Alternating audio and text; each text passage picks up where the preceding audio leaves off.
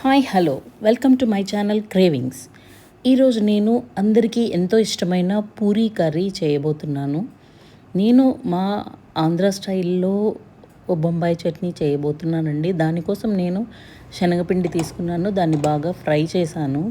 ఎందుకంటే ఫ్రై చేస్తే దానికి వచ్చే ఫ్లేవరే వేరుంటుందండి, చాలా టేస్టీగా ఉంటుంది. ఫస్ట్ ఒక ప్యాన్ తీసుకుని దానిలో ఆయిల్ యాడ్ చేశాను, అలాగే పోపు గింజలు యాడ్ చేశాను, ఆనియన్స్ కూడా యాడ్ చేస్తున్నాను. బాగా ఫ్రై చేసుకోవాలి. అలాగే గ్రీన్ టీ తీసుకుంటున్నాను, ఎందుకంటే ఈ వెదర్లో మనకు గ్రీన్ టీ దొరుకుతాయి కాబట్టి. అలాగే సాల్ట్ యాడ్ చేసుకుంటున్నాను. తర్వాత టొమాటో యాడ్ చేస్తానండి.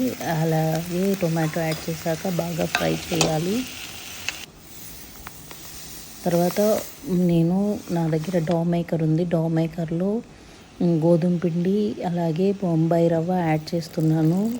ఉప్పు వాటర్ వేసి దాన్ని డో చేశానండి. పూరి పిండి ఇలా కలుపుతున్నాను. ఇట్లా బాగా గ్రైండ్ చేసి కలుపుకోవాలి. తర్వాత పచ్చిమిర్చి పేస్ట్ యాడ్ చేస్తున్నాను. మీకు కారం తగినంత మీరు యాడ్ చేసుకోండి. అలాగే పసుపు కూడా యాడ్ చేసి బాగా ఫ్రై చేశాను. ఇలా శనగపిండిని తీసుకొని కొన్ని వాటర్ యాడ్ చేసి దాన్ని బాగా ఉండలు పోయే వరకు కలుపుకొని తర్వాత ఈ కర్రీలో యాడ్ చేసుకోవాలి.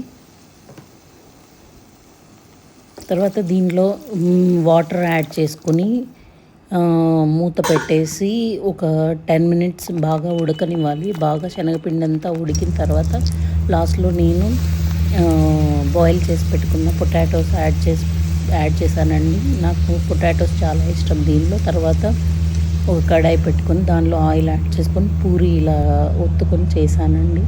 చూడండి, మనకందరికి ఎంతో ఇష్టమైన బొంబాయి చట్నీ పూరి రెడీ. తినేద్దాం రండి.